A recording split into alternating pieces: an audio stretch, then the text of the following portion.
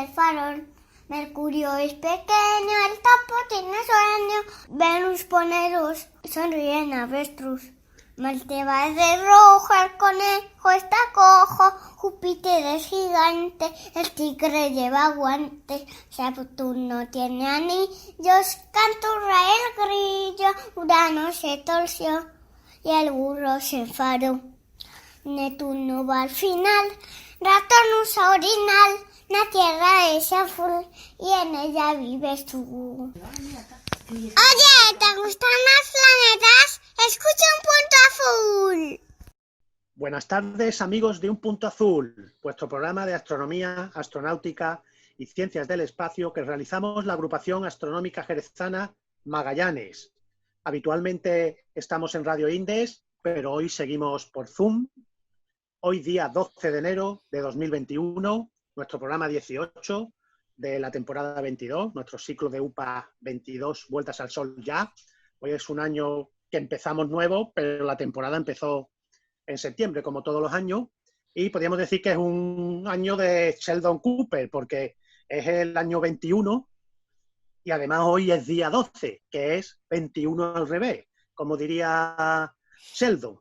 Para quien no sepa y veáis el Big Bang, sabréis que Sheldon Cooper, precisamente el 73 es el número preferido. No sé si lo sabéis los que están escuchándonos, pero me diréis que tenéis que ver la fecha de hoy con el 73, pues porque el 73, si contamos los primos, que hay infinitos, pero el 73 es justo el 21, y estamos en el año 21. Y además, 7 por 3 es 21. Los dos dígitos de precisamente del 73 es 21. Y para Cooper era un número especial porque si le damos la vuelta es 37, que además es el número primo número 12, que es el 21 al revés. Como veis, bueno, pues todas unas casualidades de que hoy pueda ser un día muy interesante para empezar el programa. Y por si fuera poco, el supernúmero. Por si fuera poco, de estas tonterías además, que se le ocurren a Sheldon Cooper, ha habido matemáticos que además han demostrado lo que dijo él en directo y que no demostró, y era que además era súper especial porque es único, y efectivamente es el único número primo que cumple esta propiedad. ¿Eso lo sabíais o no? Le llaman ya el teorema de Cooper. El primo, bueno, este es el primo de Sheldon. Y otra nada más cosa, que existe un primo de Sheldon. Claro, es ese. Y además, en binario es un capicúa. Se lee igual para adelante que para atrás. Que para atrás. ¡Ostras! Joder. Bueno, hemos empezado con un poquito de matemáticas, pero ya están saludando nuestros compañeros que están aquí y que ven habitualmente la serie. ¿Qué tal, Lito? ¿Cómo estás después de las vacaciones? Bien, dispuesto a retomar Un Punto Azul. Pues estupendo. Hoy nos trae con además fuerza. nuevas secciones. Yo vengo con fuerza. Vienes con fuerza porque nos va a presentar dos secciones nuevas que no sé si la vas a hacer a la limón o una detrás de otra, pero bueno. Ya explicaré cómo. Vale. Y aparte te tengo que preguntar, que eres nuestro meteorólogo, bueno, la polémica que están ahí algunos falsamente o ciertamente montando de que con estas nevadas que nos has traído, lo lejos que está o no el cambio climático. Ahora hablaremos contigo de ese tema, ¿no? Que nos cuente esta borrasca Filomena en qué afecta a estos temas.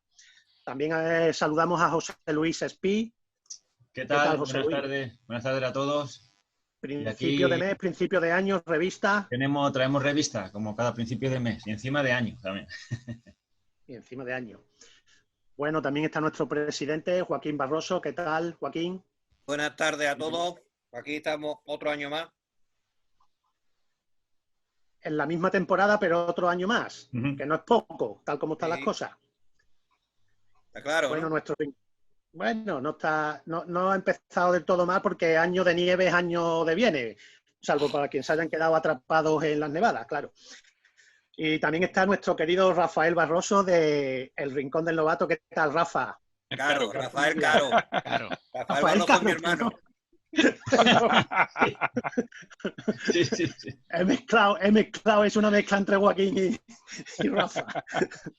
¿Qué tal? Buenas tardes. Los polvorones tienen eso. Pasando fresquito. Sí. Pasando fresquitos Agustín, pasando fresquito. Bueno, hoy no nos Bien, bien trae llevado. nada del rincón del novato, por lo que veo, ¿no? Está flojeando, no he preparado nada.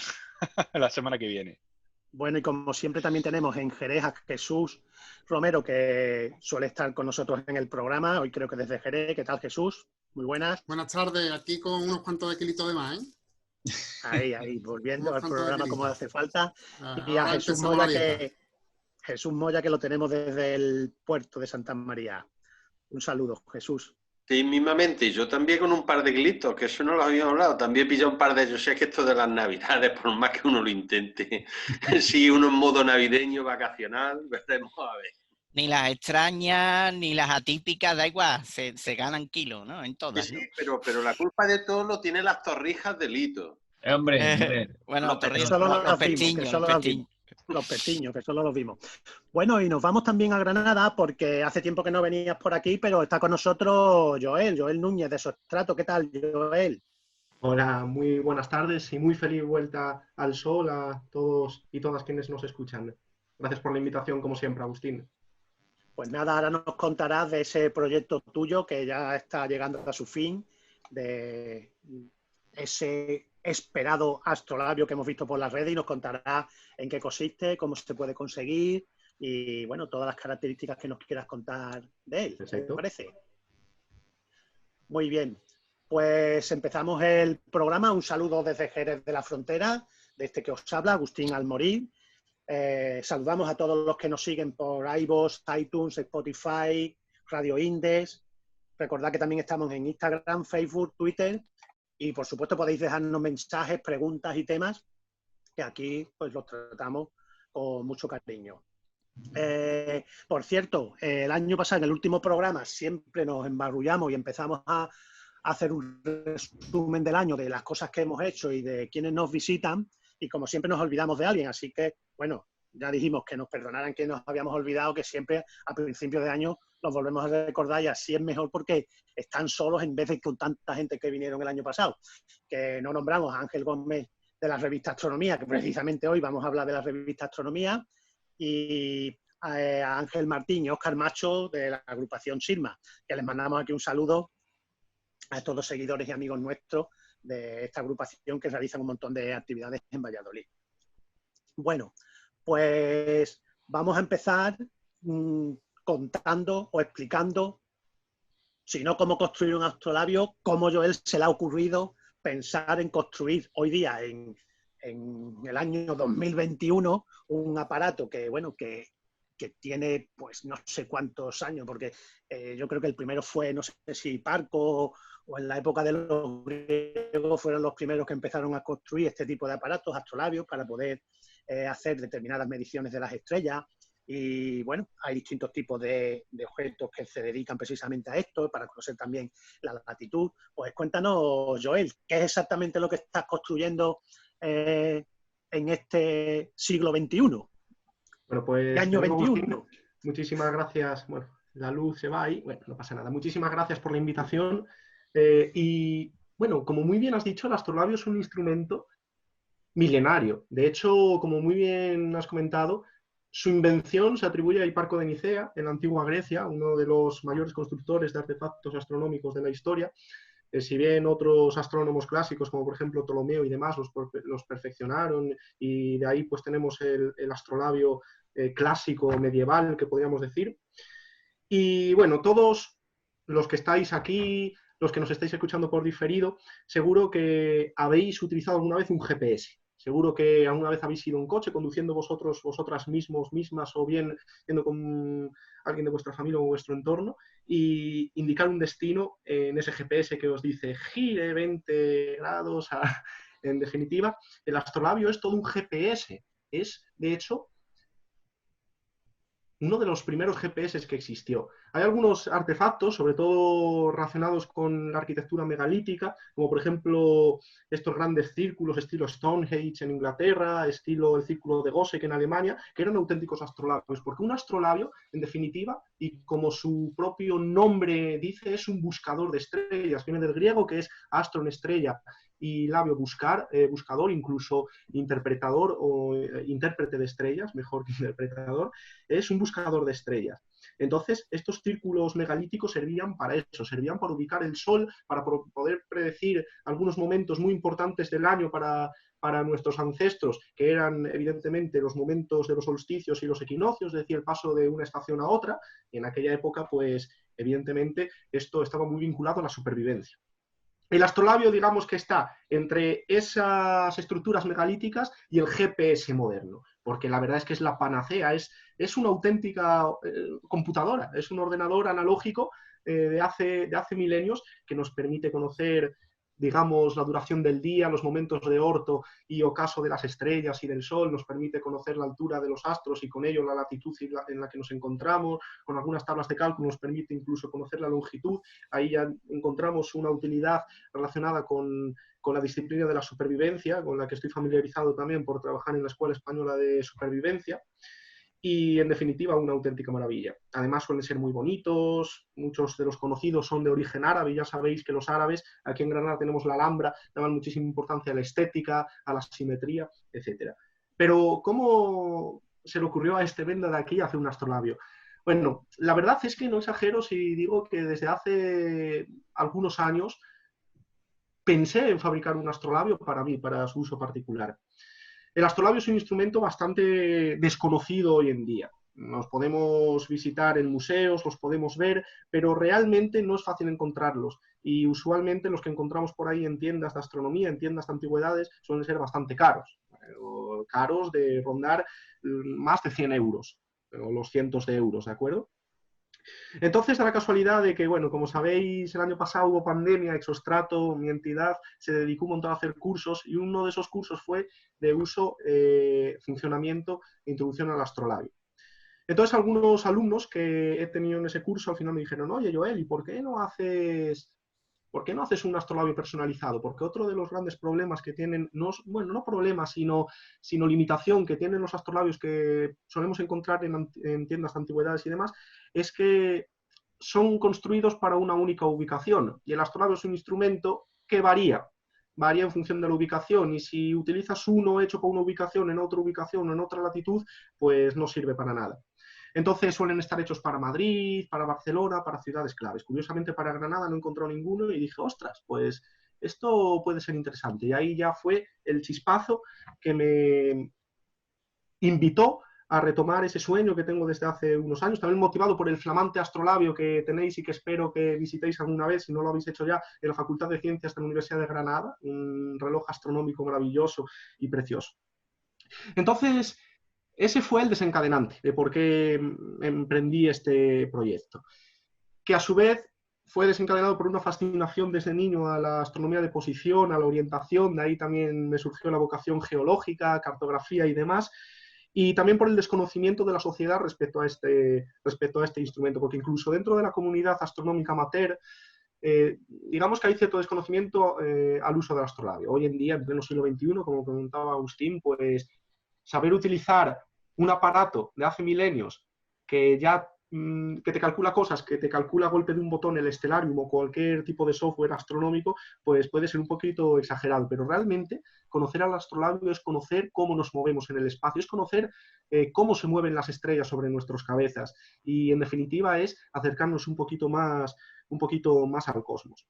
El otro motivo, pues, es el tema de los precios. Mucha gente para Navidad me consultó, oye, Joel, ¿y qué astrolabio puedo comprar? Es que se van de precio, es que no lo vas a encontrar más barato. Entonces me dispuse, pues ya que voy a hacer uno para mí, voy a hacerlo personalizable para cualquier persona y a un precio muchísimo, pero muchísimo más asequible. Ahora no os lo puedo decir porque lo tengo que valorar o terminar de valorar aún, pero muchísimo más asequible, ¿de acuerdo? ¿Y qué objetivos?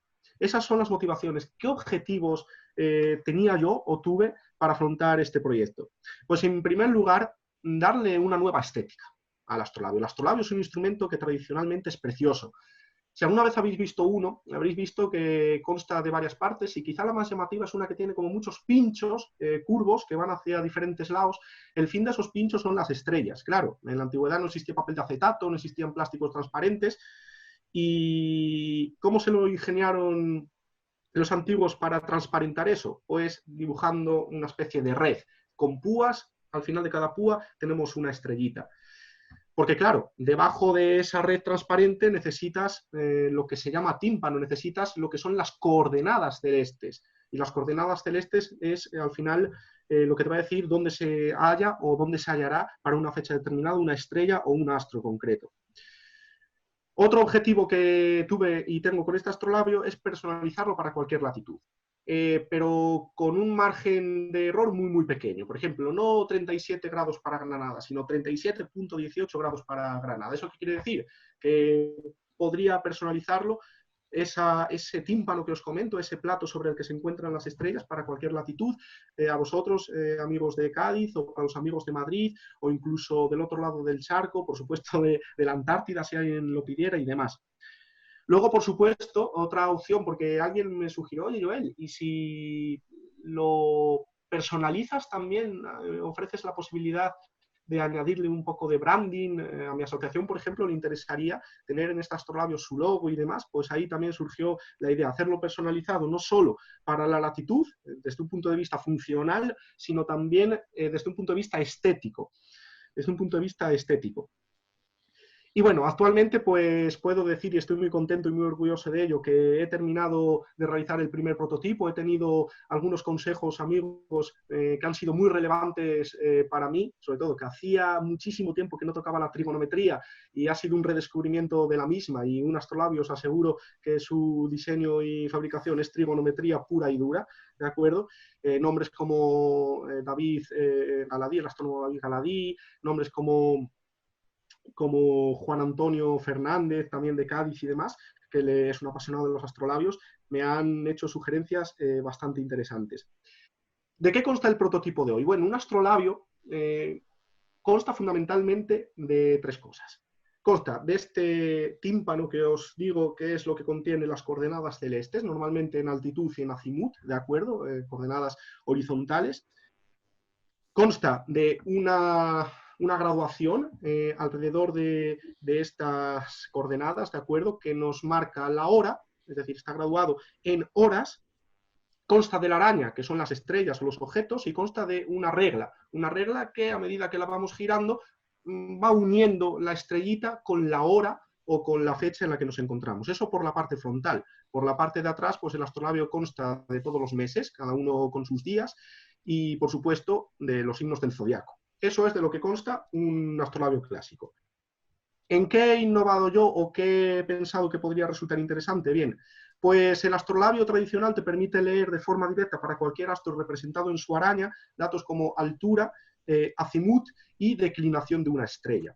Pero para calcular la ascensión recta, pues necesitamos tirar de una hoja de cálculo, necesitamos tirar de un cálculo matemático muy sencillo, porque podemos tirar de la coascensión recta y demás, que, en fin, muy fácil. Pero yo he decidido incorporarle una escala de ascensión recta y así tenemos ya de un golpe, con ayuda de la regla, de un golpe y porrazo, el dato de ascensión recta también.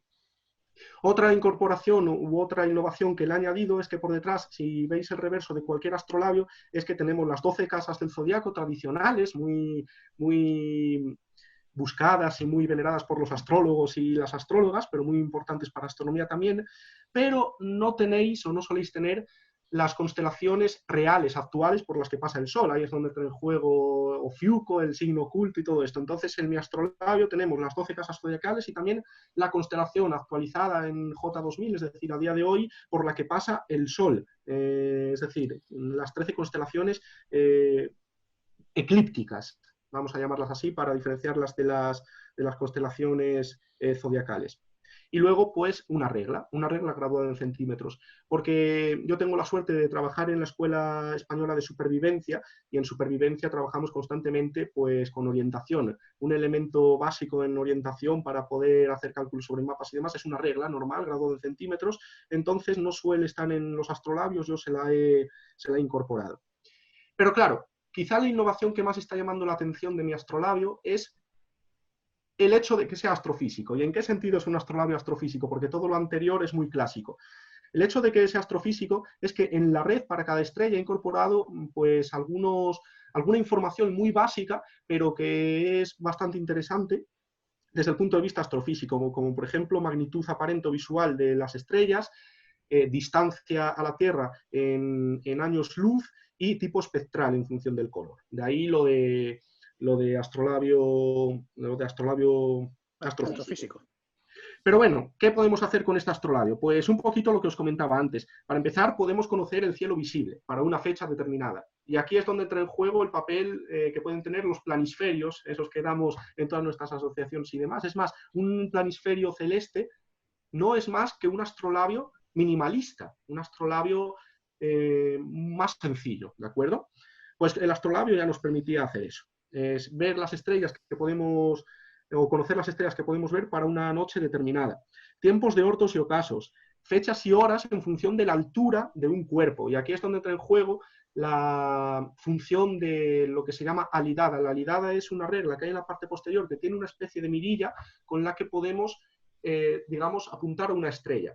Y esto hace efecto cuadrante. Un cuadrante, para quien no lo sepa, es la cuarta parte de un círculo, la cuarta o la mitad del mítico transportador de ángulos que utilizábamos en la escuela, y esto nos permite graduar alturas de entre 0 y 90 grados, de modo que en el hemisferio norte, si apuntamos con eso a la estrella polar, pues tenemos un valor de ángulos, tenemos una altura angular que se corresponde con la latitud en la que nos encontramos. De ahí la importancia que estos instrumentos tenían para supervivencia y concretamente para navegación. Porque claro, en navegación, sobre todo en alta mar, que normalmente no tienes puntos de referencia en el horizonte, pues necesitas conocer con mucha precisión tu dato de latitud y por supuesto también de longitud.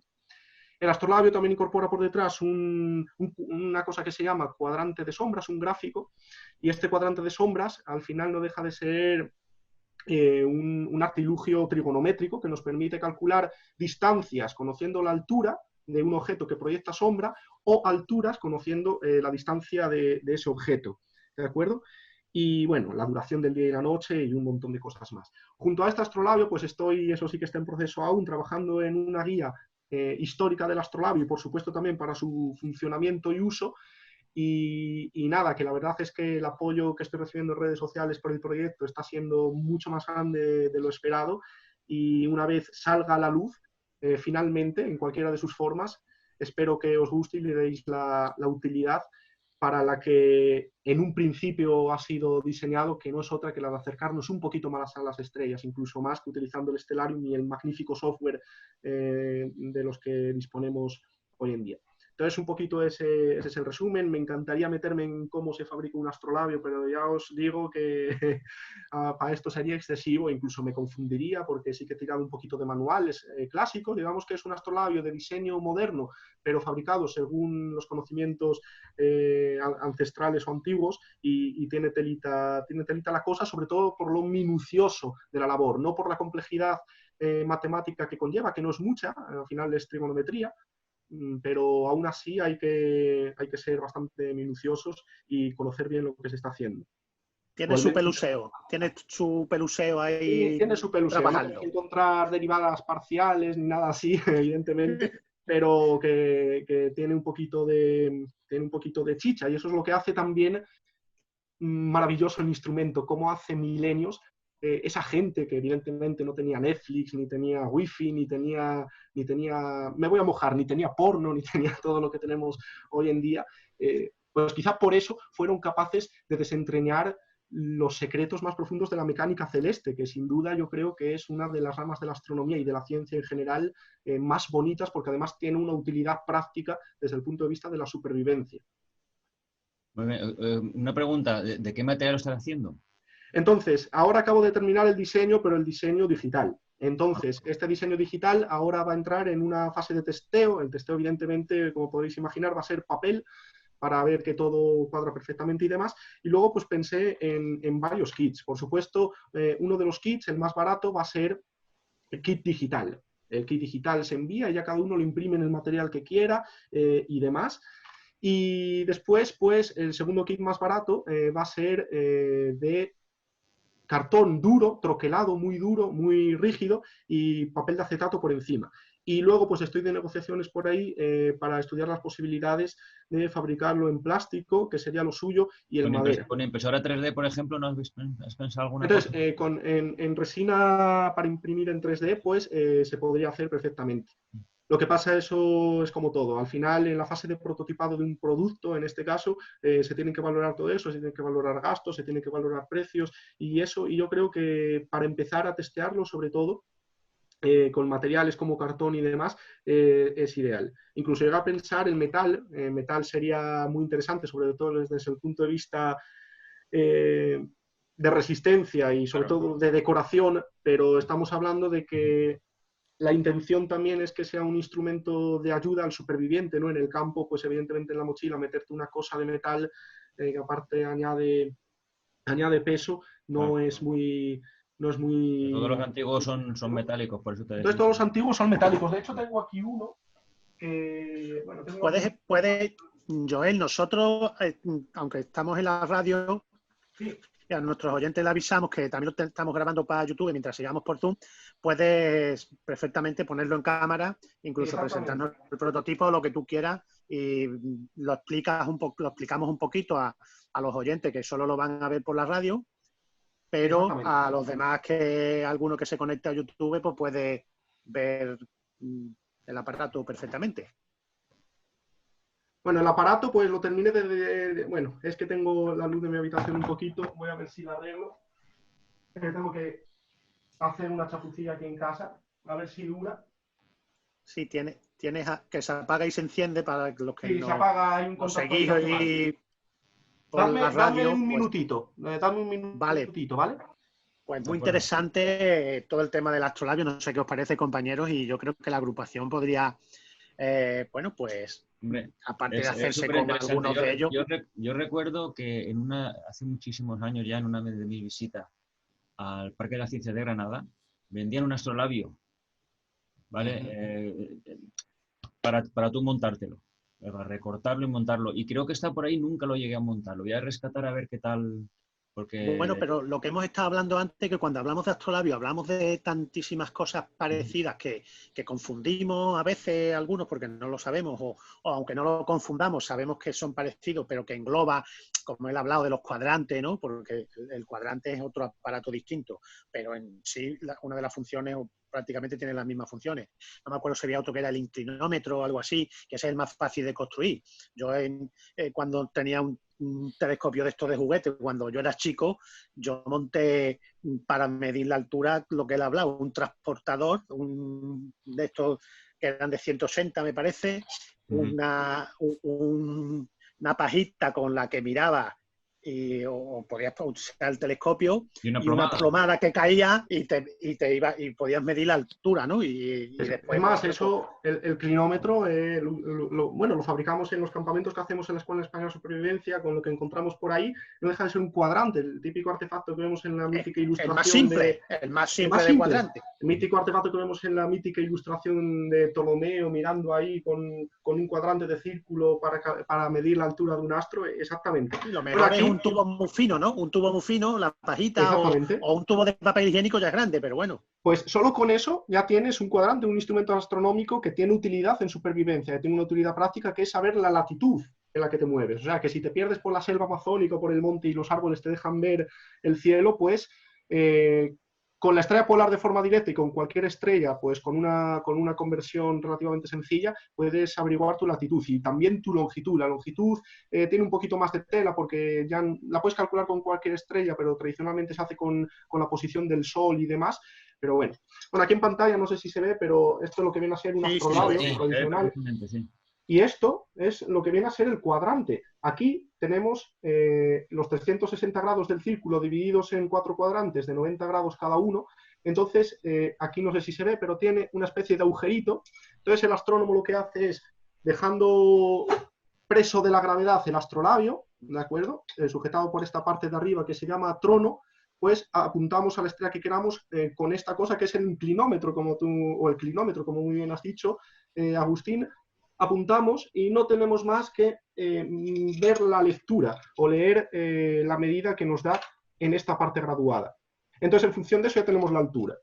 Esta es la red, que es una de las cosas más características desde el punto de vista estético de los astrolabios. Cada uno de los pinchos es una estrellita, de modo que la red gira a la misma velocidad que todas las estrellas, también entre ellas a la que se mueven en el cielo, y sobre todo velocidades relativas y todo eso, ¿no? Y luego tenemos, pues, por supuesto, quizá la diferencia más notable que existe entre el astrolabio y el planisferio normal, que es la eclíptica.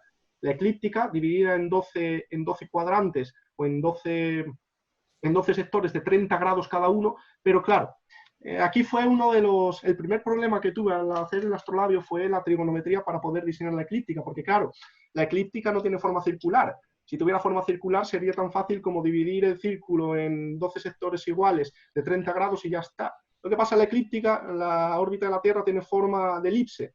Entonces, los antiguos se las ingeniaron para plasmar en un círculo, pues, esa elipse, ¿no? En un círculo perfecto. Y por eso tenemos signos que a nivel de área, en el diseño del astrolabio, son diferentes a otros, pero todos tienen 30 grados.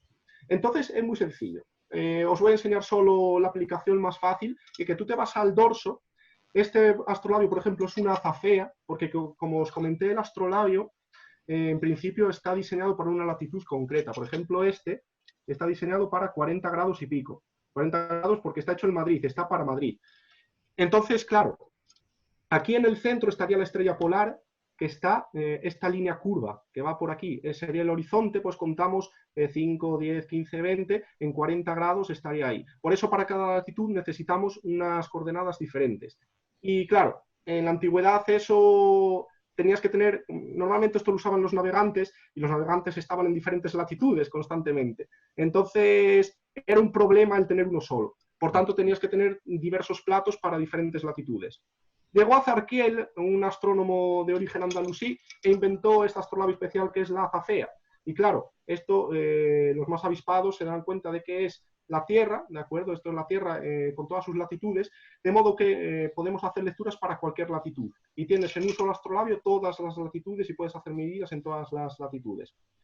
Entonces, digamos que aquí en el dorso, en el borde del dorso, tenemos los meses, exactamente igual que en un planisferio, y no tenemos más que girar esta regla de aquí hasta hacerla coincidir con la fecha en la que nos encontramos, el día y el mes. Después leemos a cuántos grados dentro de tal constelación zodiacal está el Sol, nos vamos a la parte delantera y buscamos el Sol en la eclíptica, que va a ser una rayita, porque son los grados que nos dice por detrás. Y ya en función de eso, en función de donde pongamos el Sol sobre las coordenadas, ya podemos medir lo que queramos, o medir a qué hora sale. ¿Cómo se hace eso? Pues una vez tienes localizado el Sol en la eclíptica, lo pones en el horizonte este, porque tienes sabido que el Sol sale por el este, ya tienes la hora para esa fecha a la que el Sol ha salido, sale o saldrá. Lo mismo con el ocaso, lo mismo para la duración del día, de la noche, del aspecto del cielo, la hora, la longitud, la latitud y un montón de cosas. O sea, a mí siempre me fascinó eso, el ingenio que tuvieron los antiguos, ya para empezar, para proyectar sobre una superficie plana algo tridimensional que ya de por sí es complejo, pero aparte ver tantas utilidades y hacerlo de forma tan bonita, ¿no? Aquí no, y acertar, Joel, y acertar de manera, hombre, no súper precisa, pero bastante precisa. Es decir, bastante precisa. Es más, uno de los problemas que tenía el astrolabio es que cuando se hacía era muy caro y su precisión no era tanta. Por eso después el siguiente paso al astrolabio fue el sextante, como el que tenéis en vuestro logo. Entonces el sextante, digamos que viene a ser la evolución como GPS del astrolabio. Aún así el astrolabio siguió utilizándose, si no recuerdo mal, hasta el siglo XIX por parte de la cultura árabe sobre todo. Aquí es muy interesante, esta regla no está grabada en centímetros, sino en grados de declinación. Entonces, tú si pones, como las estrellas tienen un valor de declinación fijo, por ejemplo, esta estrellita de aquí, esto no sé si sabéis decirme qué constelación es, solo por la forma. Esa no la vemos, a ver si la ampliamos, espera.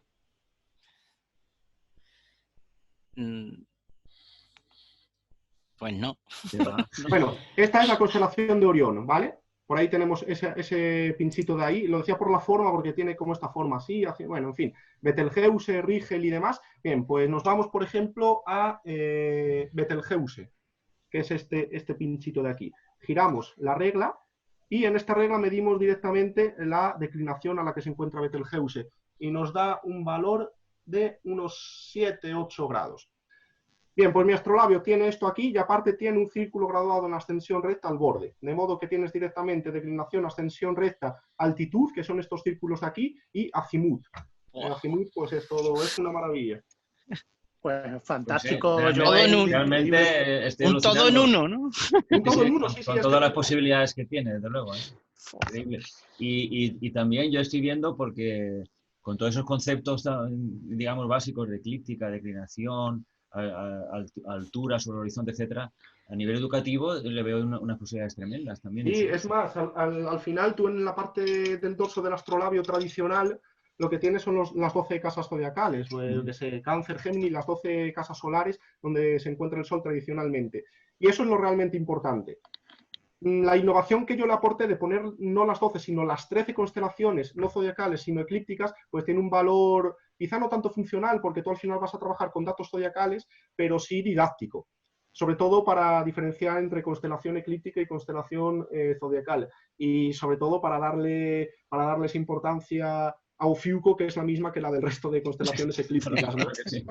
Y no sé, la gente que nos escucha, incluso vosotros, si miráis en qué constelación, en este no, porque este astrolabio es clásico, tiene una graduación clásica, pero con el segundo círculo, con las constelaciones que le he añadido yo al mío, buscáis dónde está el Sol, a lo mejor os lleváis más de una sorpresa de que no sois el Sol. Que alguno es Ofiuco. Ya, exactamente. Exactamente, porque hoy en día Sí. estamos con un signo de retraso. Tenemos un signo de retraso aproximadamente. Entonces es muy interesante. Yo lo voy a abrir a todo el mundo. Si hay astrólogos que se lo quieren comprar, yo ahí lo dejo. También se lo... Muy bien. Te dirán que está mal. Te dirán que está mal. No, porque hay 13. No, porque su división clásica está tan bien. Bueno, vale. Hay que curarse en salud. Pero que se modernicen un poco.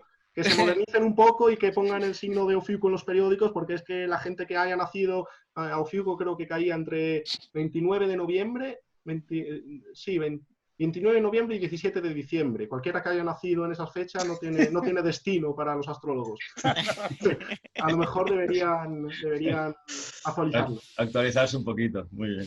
Pues lo dicho, Joel, enhorabuena y estaremos ansiosos de que lo saques para que tanto desde la agrupación como a nivel personal te pidamos una para nuestras latitudes o para poderlo ofrecer a todo el que lo quiera. Y con vuestro logo. Y con nuestro logo, claro, que además lleva el sextante. Un sextante. Es el astrolabio 2.0. El astrolabio 2.0, en efecto. Muchísimas gracias por la invitación de nuevo. Cualquier pregunta ahora o al final, aquí estoy, ¿vale?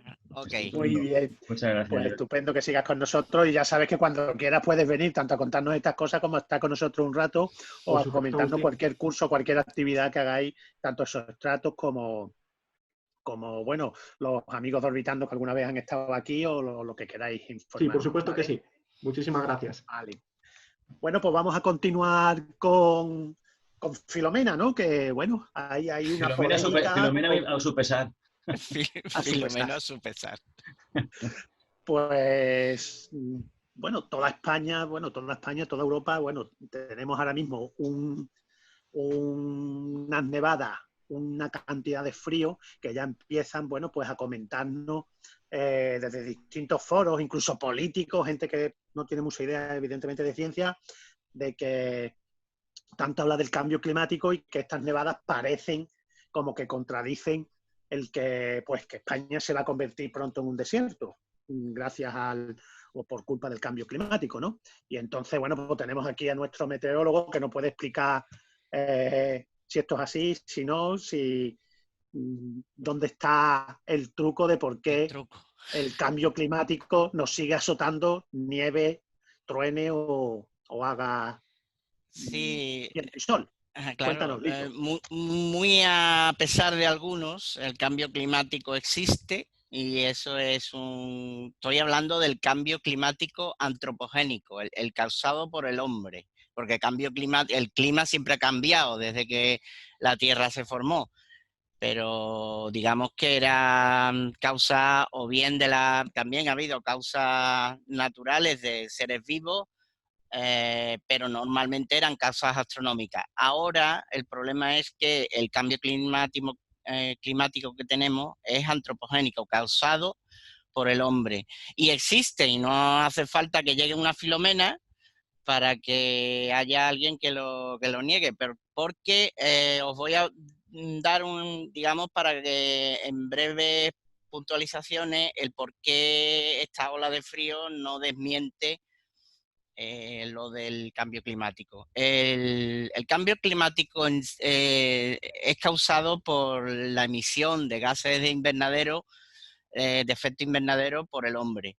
Eso causa un calentamiento global.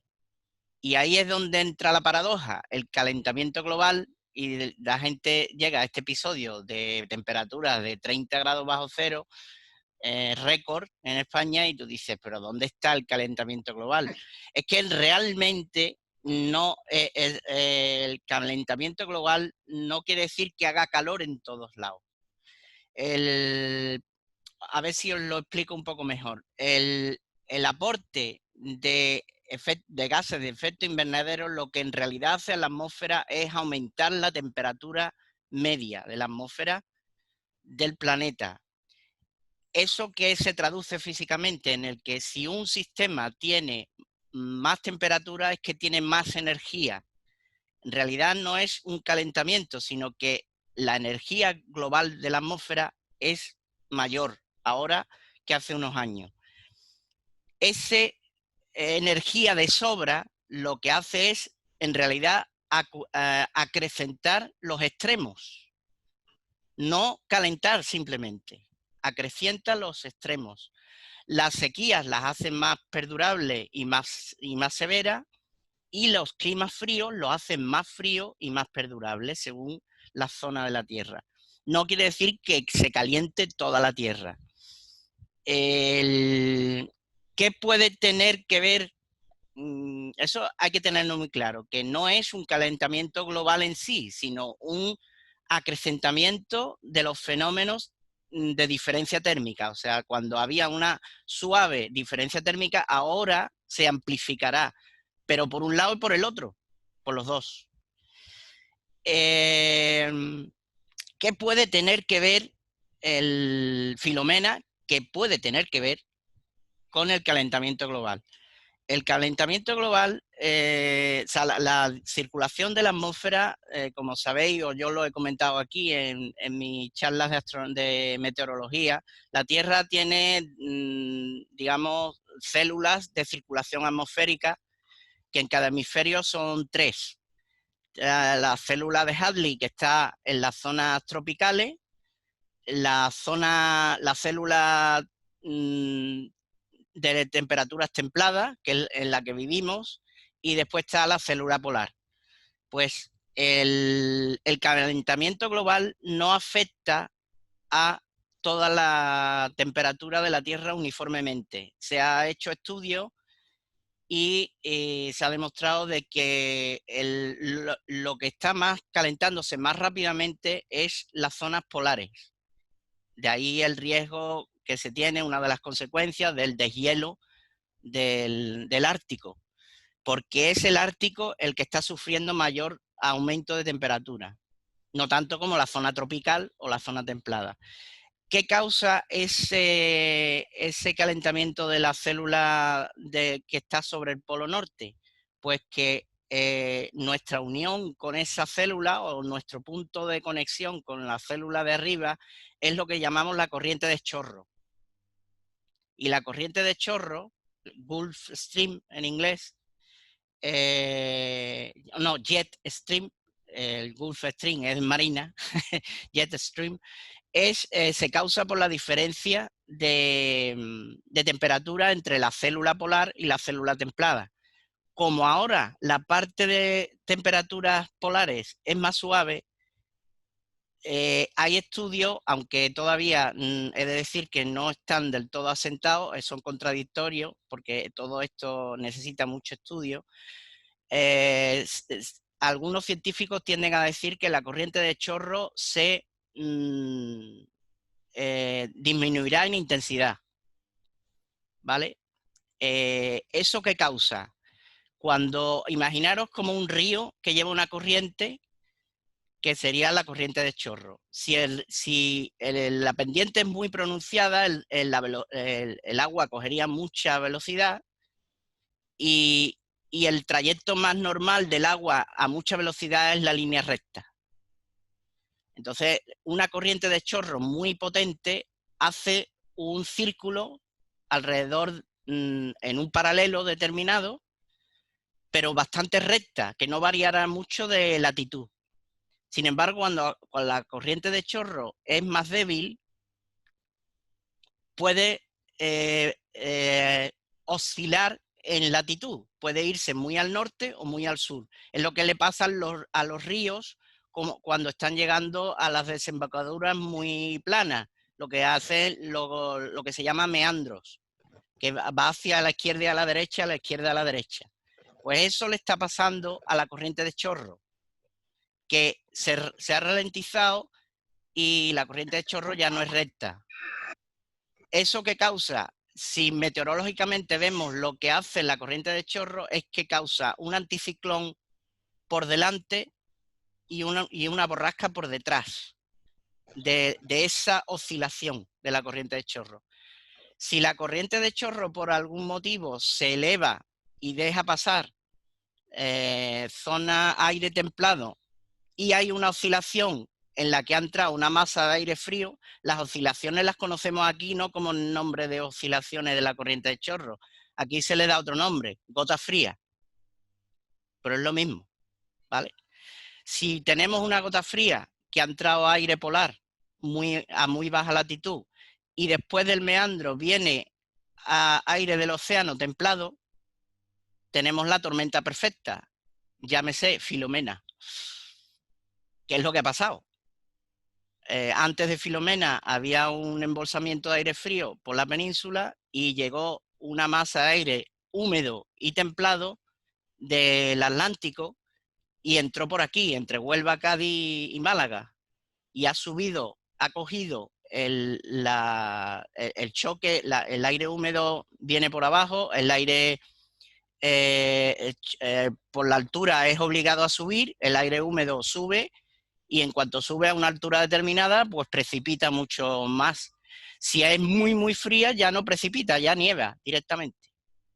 Y es lo que ha pasado. Así que puede haber una conexión entre el calentamiento global, de que veremos muchísimos años de aquí en adelante en el que la corriente de chorro crea más borrascas y más anticiclones en las zonas templadas de lo que ocurría antes. No, quizás en número no, pero en violencia sí, ¿vale? Porque esas diferencias de masas de aire harán que las borrascas descarguen bastante cantidad de agua y las gotas frías, si son muy profundas, penetra el aire frío polar muy baja y nos harán estas jugarretas como las que nos ha hecho Filomena. Por último, ya para complicar el tema, para que veáis que la meteorología es alucinante, estamos en un año de niña, no de niño. La oscilación se llama Niño Oscilación del Sur, ahora mismo está en periodo niña. La niña es un enfriamiento del Pacífico, que algunos científicos también, eso está por decidir, porque hace falta más investigación. La niña, algunos dicen que lo que hace es subir la corriente de chorro de latitud. Si sube la corriente de chorro de latitud en el hemisferio norte, aunque la niña es un fenómeno del hemisferio sur, pero están conectados, hará que favorezca la entrada de aire templado tropical más húmedo en invierno, porque los fenómenos de niña aparecen en otoño-invierno, y eso también puede provocar que las borrascas de otoño-invierno de aquí a los años siguientes sean más violentas, porque Si el fenómeno de la niña de verdad afecta a las altitudes del hemisferio norte, unido al calentamiento global con el debilitamiento de la corriente de chorro, pues la tenemos muy crudo, lo tenemos muy crudo. Eso es lo que he encontrado así, que para explicar, es un sistema muy complejo en la meteorología, pero el no confundir, por favor, las temperaturas de 30 grados bajo cero de récord que hemos tenido ahora con que no exista cambio climático o no exista calentamiento global. Calentamiento global. El calentamiento global existe, lo que pasa que no es del todo una buena expresión calentamiento global, sería un acrecentamiento de los extremos. Las sequías y las temperaturas altas serán muy altas y las bajas serán muy bajas. Eso es lo que es el cambio climático que dicen la mayoría de los científicos. Muy bien, pues yo creo que nos hemos enterado muy bien, y aunque ya sabíamos que no tenía nada que ver muchos de nosotros, pero bueno, hace falta una explicación como la que tú has dado para enterarnos del todo bien. Así que muchas gracias, como siempre, Lito. Vale, aquí estamos. Ya sabes que en meteorología tú me arrojas el guante y yo lo cojo fácil. Hombre, yo lo vi fácil, digo, empezar el año de nieve, año de bienes, y empieza con esta polémica de que si el calentamiento y no, vamos, en distintos medios, en WhatsApp, en Facebook y tal, empiezan con estos líos, y la verdad es que poca gente lo explica en general en los medios, aunque creo que sí que ha habido, no sé si en Antena 3 o en algún medio que sí han dado alguna información adicional. Por lo menos yo me he apoyado también, he corroborado fuentes y existen fuentes en internet, por ejemplo, Mario Picasso, que sigue haciendo divulgación, que no está, digamos, delante de la cámara, pero sigue trabajando. Hay muchos meteorólogos que divulgan en la red y lo hacen muy, muy bien. Y hay que leerlos, porque te desmitifica todas estas cosas que al que no le dedica el suficiente tiempo para investigar, se lleva una idea equivocada, que es lo que tú estabas comentando. Muy bien. Bueno, pues vamos a seguir, que principio de mes toca revistas, pero bueno, siempre nos gusta empezar con la revista que trae José Luis, que es Astronomía, aunque ya ha salido como principio de mes que ha salido Meteorito, que podéis buscarla, y ya en otro Un Punto Azul hablaremos de ella. También Universo, en la que participa Lito. En fin, todas las revistas que seguimos. Bueno, por supuesto, el Observador de Estrellas Dobles debe de haber emitido ya el número que corresponda a este semestre. Pero hoy le toca a José Luis la revista Astronomía. Pues sí, la revista Astronomía, como cada primeros de mes, venimos siempre a comentaros un poquito sus artículos principales para animaros sobre todo a comprarla y a leerla, como buena ciencia que es de astronomía en español. Bien, pues el número de enero de la revista Astronomía, la portada viene el telescopio CTA explorando el universo más energético, ¿vale? Un telescopio Cherenkov, ¿vale? Cherenkov Telescope Array Observatory observará todo el cielo de rayos gamma con una precisión sin precedente. Ese es el artículo central. Bien, una vez que nos adentramos en la revista, ¿vale? Tenemos primero una primera parte que hay noticias breves, ¿vale? De las cuales pues quiero destacaros que la FAE está preparando una sección en su página web, la Federación de Asociaciones Astronómicas, que se llama Preparando el Trienio de Eclipses Españoles. Como sabéis, se nos avecinan eclipses en unos cuantos años y además vienen tres seguidos, 2 totales y 1 anular. Y ya hay que empezar a prepararlo a muchos años vista, pero no nos puede coger el toro. Bien, seguimos avanzando y llegamos a la sección llamada La Tribuna, que nos habla de 25 años de la red de investigación sobre bólidos y meteoritos, hitos y objetivos futuros. ¿Vale? Aquí hablan de estos 25 años ya que lleva esta red buscando meteoritos. Nosotros, como sabéis, tenemos a José María Madiedo, que nos viene a hablar siempre de estas cosas y uno de los integrantes de esta red. Bien, pues 25 años que llevan ya. Después ya viene ya el artículo central, ¿no? que es un telescopio, una red de telescopio, no un telescopio solo, pues se llama Cherenkov Telescope Array, explorando el universo más energético. Una red de telescopio que utiliza la radiación Cherenkov para observar, es un radiotelescopio.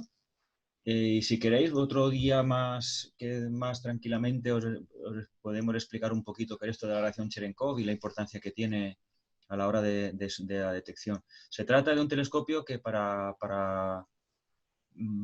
muy altas energías, ¿vale? Para muy altas energías, las cosas más energéticas que podemos observar en el universo, y para eso hace uso de la radiación Cherenkov. Cuando vienen esos rayos gamma y esos rayos cósmicos tan potentes a nuestra atmósfera, producen al interactuar con nuestra atmósfera una radiación Cherenkov que es la que detectan estos telescopios, por lo tanto están detectando los rayos gamma, esos rayos tan energéticos de manera indirecta. Y esto pues va a ser espectacular cuanto esté en marcha, de la precisión y de la finura que van a obtener de sus datos.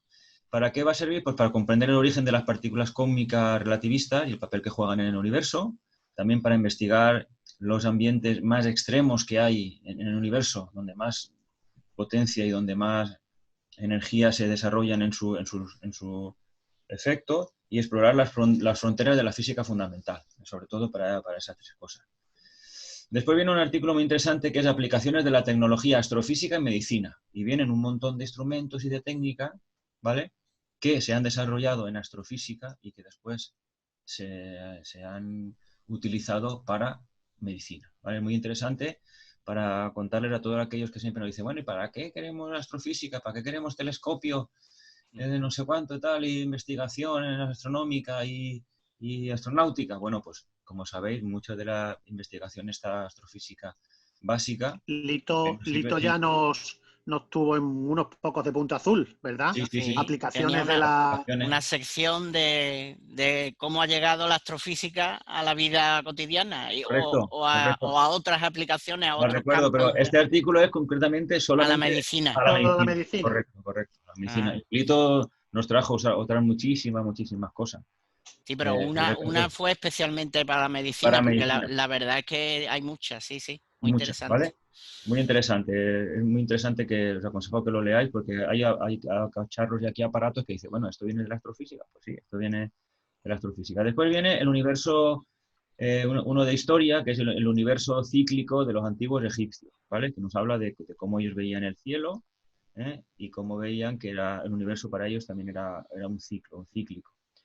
Bien, después ya llegamos a la parte central, que son los efemérides, el sol, que parece despertar un poquitín, la mitad del sol parece que arranca. Ahora sabéis que hemos tenido un mínimo bastante profundo de actividad, parece que un poquito hemos empezado ciclo nuevo y parece que está arrancando el sol con un poquito más de fuerza, se ven ya algunas manchitas, etc. En observación lunar nos aconsejan este mes el cráter William Bond y el Anaxágoras, ¿vale? Los cráteres. Una sección nueva que es muy interesante, sobre todo para nuestro amigo Agustín, que le interesa mucho, esa sección nueva del cielo del mes se llama, la han instituido a partir de este número de enero, y hablan sobre cosas curiosas en el cielo, conjunciones, eso que nos gusta tanto a nosotros publicar, ¿vale? Conjunciones, fenómenos extraordinarios de un planeta con una ocultación, con un asteroide, con tal, pero sobre todo conjunciones. Al amanecer se puede ver Mercurio al lado de no sé qué, tal, y es muy interesante.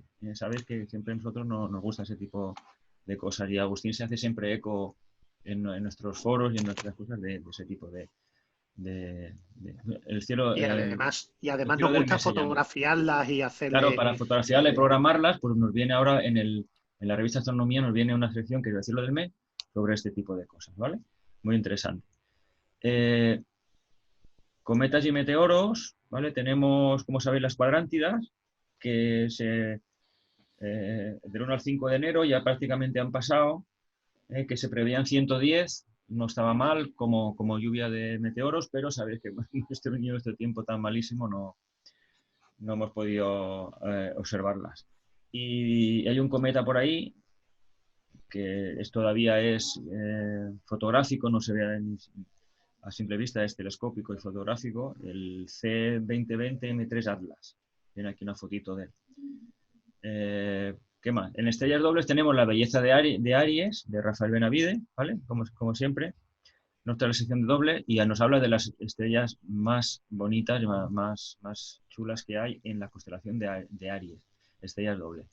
Y a continuación, como siempre, Polvo de estrellas, que va de variables y supernovas, de Juan Luis González Carballo. Despedimos 2020 con el descubrimiento de una nova muy interesante en el Perseo. Además, además comentamos un récord digno de mención referente al descubrimiento de supernovas, ¿vale? Ha estado un poquito la cosa parada y parece que ahora, durante este año pasado, y no sé si es que la pandemia hizo que hubiera más investigaciones, pero ha habido un repunte ahí.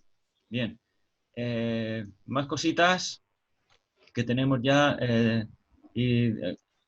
Astrobiología. En astrobiología tenemos la explosión del Cámbrico, que nunca existió, las transiciones biológicas durante el proteozoico tardío y el fanerozoico temprano no responden en absoluto a un evento único o explosivo, ¿vale? Ligando, aquí siempre ligan las cosas de biología con las de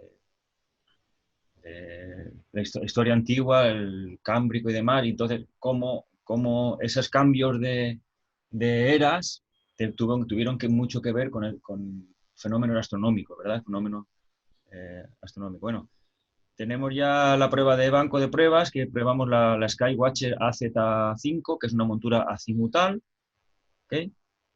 En banco de prueba. Las fotografías, como siempre, impresionantes que todas ellas. Este mes no tenemos ninguno de los que han publicado fotos conocido por nosotros, conocido por siempre hemos tenido alguno últimamente.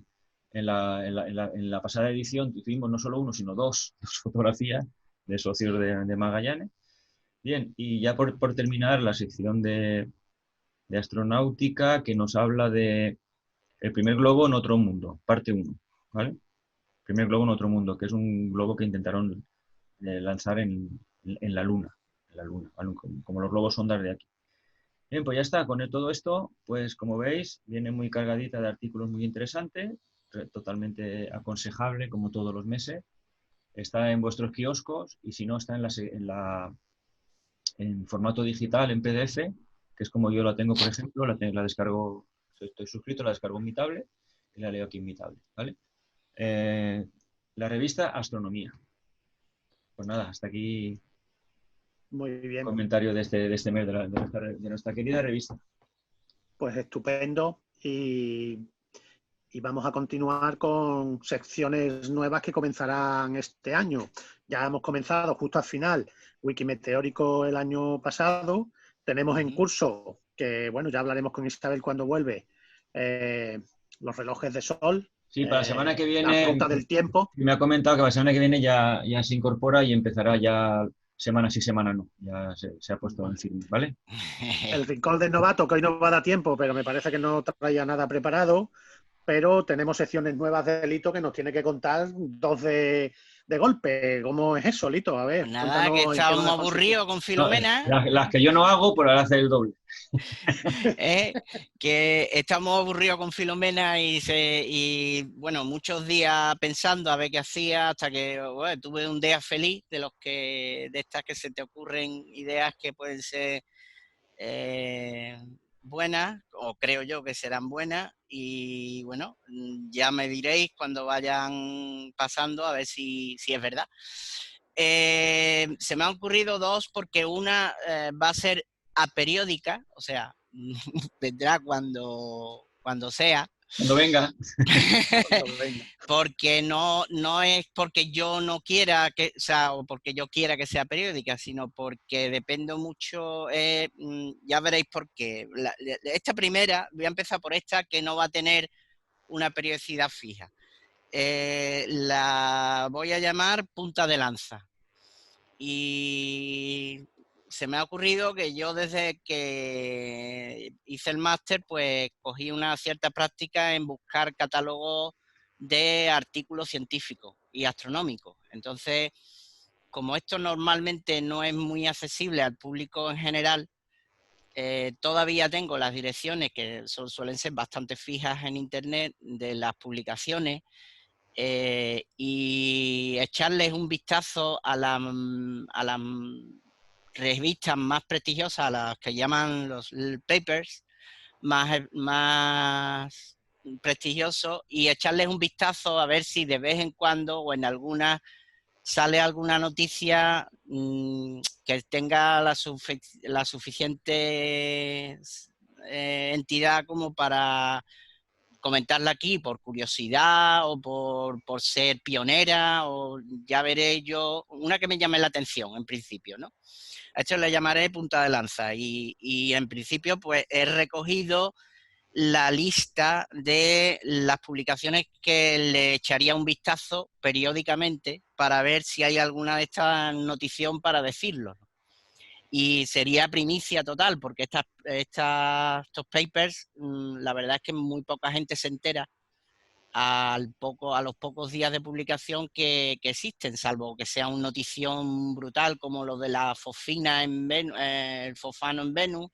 No, en el momento que aparezca la palabra vida, esa sale seguro a la prensa. Esa sale, pero hay mucha parte de la astrofísica que no tiene el gancho y que pueden ser resultados muy interesantes. Entonces, aquí tengo la lista. Por ejemplo, le echaré un vistazo al Journal of Astronomy, al Astrophysical Journal, al Nature Astronomy, al Astronomy and Astrophysics, al Astrophysical Journal, al MNRAS, o sea, MNRAS, Monthly Notes of Royal Astronomical Society, y al PASA, que es el Publication of the Astronomical Society of Australia. Pues este es, digamos, la biblioteca que tengo. De vez en cuando le echaré algún vistazo a ver si hay algún artículo digno de que, bueno, o por lo menos de curiosidad suficiente, que no sea demasiado técnico a nivel, digamos, más básico, Sí, o que tenga divulgativo, o que se pueda explicar fácilmente, o que tenga implicaciones. Ya tienen muchos factores el de escoger una noticia de esta de punta de lanza. Y bueno, la segunda, para no hacerlo muy largo, la segunda es un delirio mío, ¿vale? Delirium tremens. Sí, Delirium sí. tremens. Sabéis que a todos los que estáis aquí, o por lo menos os sonará, aunque sea Joel, que me conoce de menos tiempo, pero ya estamos trabajando codo con codo desde hace mucho tiempo.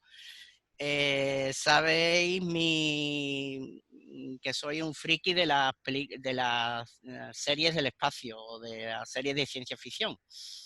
Y yo siempre me divido entre La Guerra de las Galaxias y Star Trek, ¿no? Pues ahora me ha dado por Star Trek, ¿vale? Y entonces...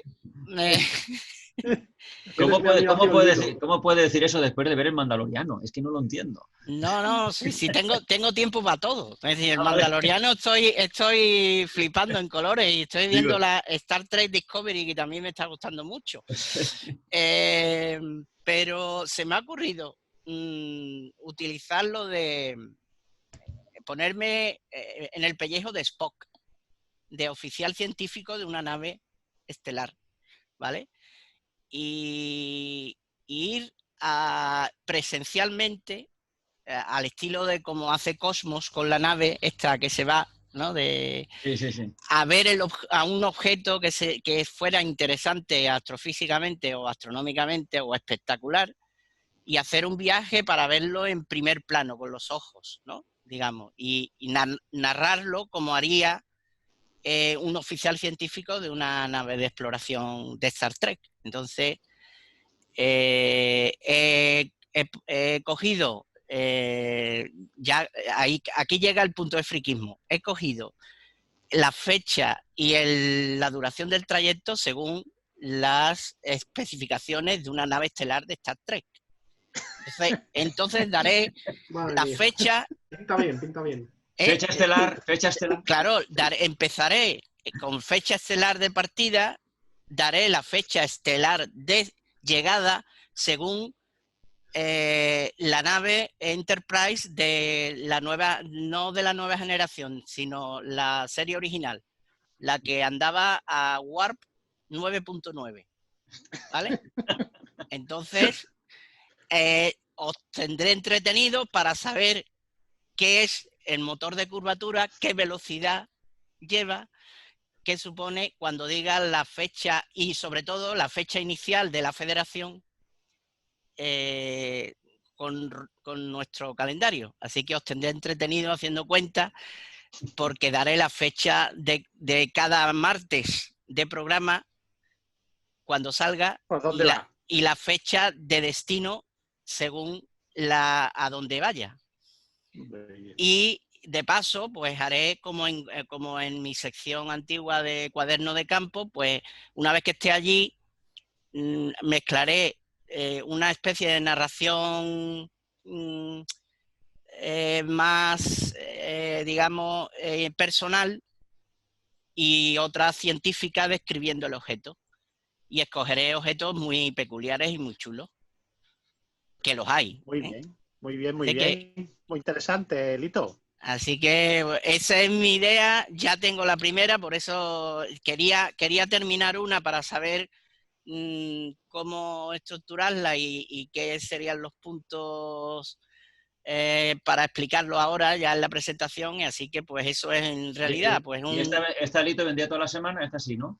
Bueno, toda la semana vamos a dejar una semana sí, una no. Una ¿no? sí, una no, como siempre. Vamos a intercalar con los de los relojes de sol, Hombre, estas cuentas hay que hacerlas, ¿eh? Lo de pasar de fecha de calendario a fecha estelar no es moco de pavo, ¿eh? Bueno, pero puedes coger el astrolabio de Joel y así ya te... Sí, claro, y no solo calcular fechas, sino si me muevo a warp.9.9, saber cuándo llego. Claro, claro. O sea que... Todo esto sin saltar al hiperespacio. No, voy a utilizar el motor de curvatura. Vale, eso. El motor de curvatura. Vale. Y además, según qué serie, el warp se llegaba a un límite. Y yo estoy hablando de la serie original con Leonard Nimoy y el amigo William Shatner, que la nave Enterprise en esa serie iba como tope a 9.9. Vale. Warp 9.9. Muy bien. Pues bueno, pues estamos ya esperando. Pues espectacular, estaremos esperando y estamos ya terminando el programa, así que nos tenemos que despedir. Joel, muchas gracias por estar con nosotros y cuando quieras, por supuesto, esperamos que vuelvas, tanto para contarnos cosas como para lo que tú quieras. Por supuesto, aquí me tendréis cuando pueda, aunque sea para escuchar.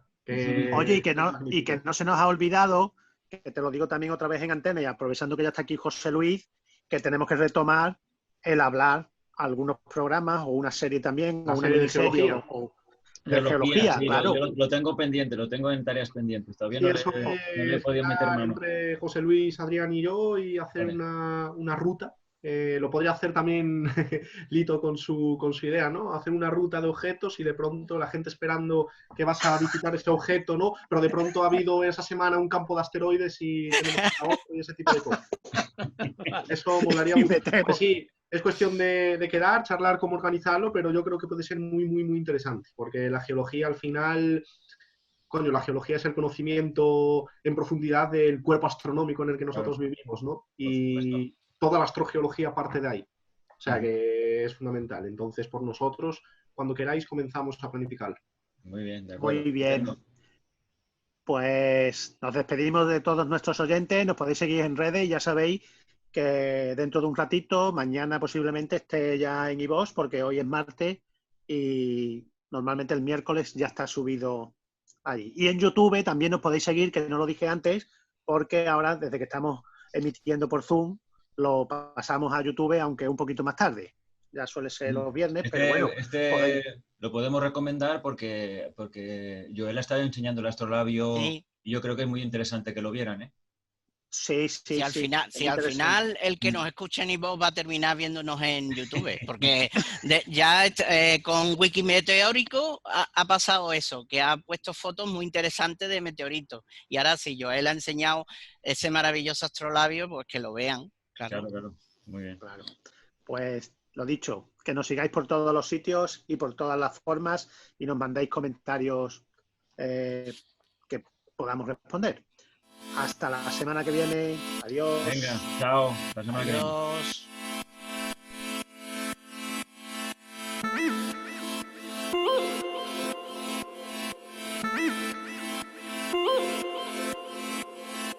Adiós.